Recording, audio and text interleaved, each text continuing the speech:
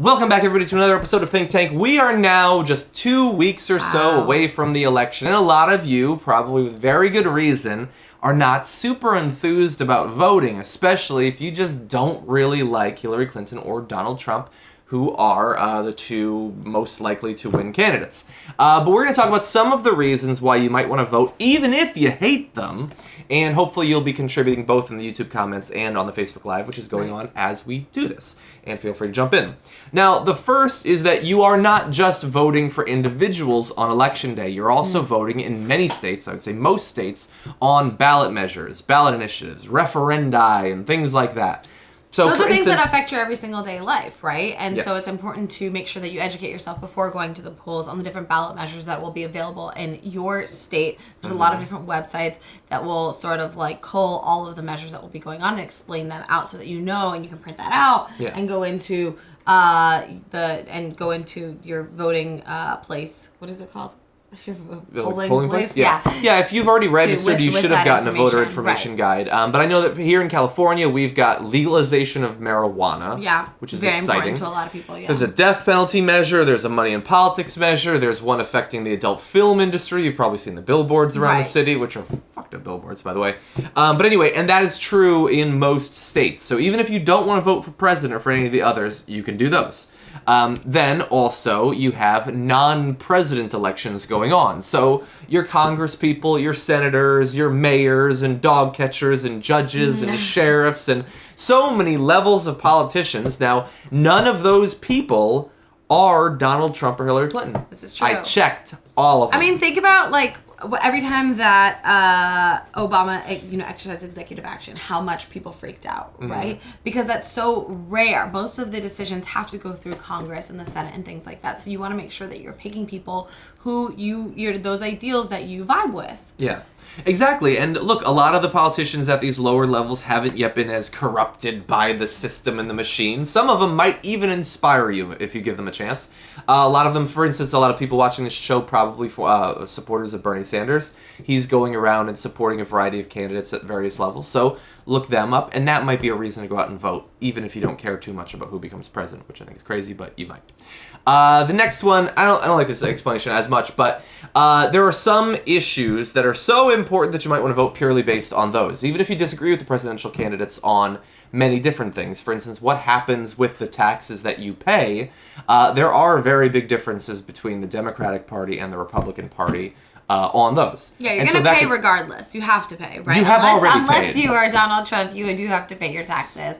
And so it's important that they be going towards things that you want, right? Yeah.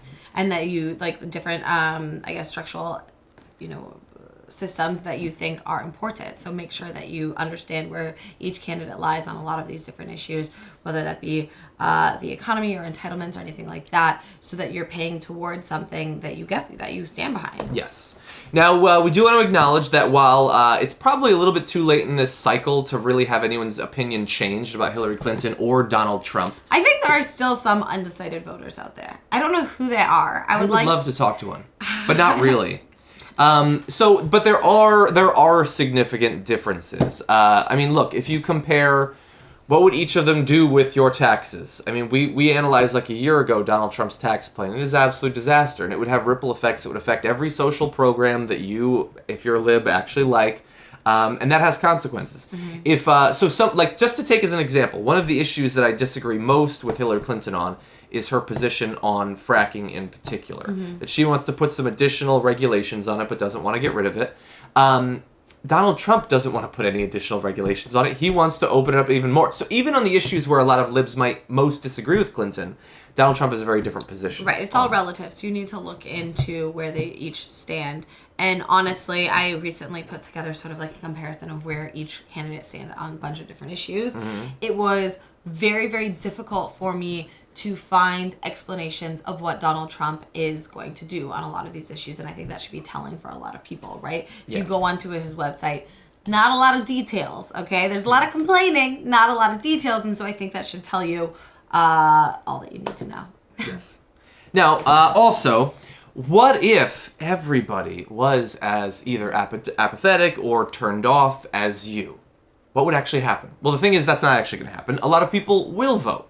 But generally, especially with the younger audience that we have on ThinkTank, the people that do tend to vote aren't necessarily a lot like you. They tend to be a lot older. A lot more conservative. They're going to go out and vote. Yeah. And now a lot of politicians are going to look at the voting numbers after the election. They're going to say, oh, well, 18 to 25-year-olds voted at this rate, which is way lower than older people. So for the next 3 years, do I really need to pay as much attention to them?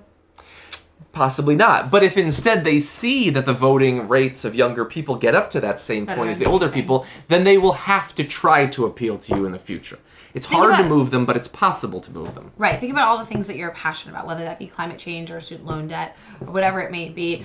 They will see that you're coming out and voting and that you care about these issues, and then they will try to win your vote, in 4 years. And so you want to be voting for whoever you decide to vote for, but also the candidate whose issues align the most with you. Yes. Now, there's other small reasons, like it can be fun to go and vote. You get a sticker. You get a sticker. Instagram that sticker. Which you can Instagram. A lot of people like Think about that. You can possibly meet some people in line. That used to happen to me in college when I would vote. Maybe you can make a love connection on election day. That can be fun. There's a feeling of ownership that comes to being a part of it. There's the fact that you are being a part of the continuation of democracy in America. It is your duty as a citizen of this country to go vote. So go vote. It is. Now, also... What are you doing? You're not that busy. You're really not that busy. You're really now, not that busy. A lot of people have... You can vote early, too.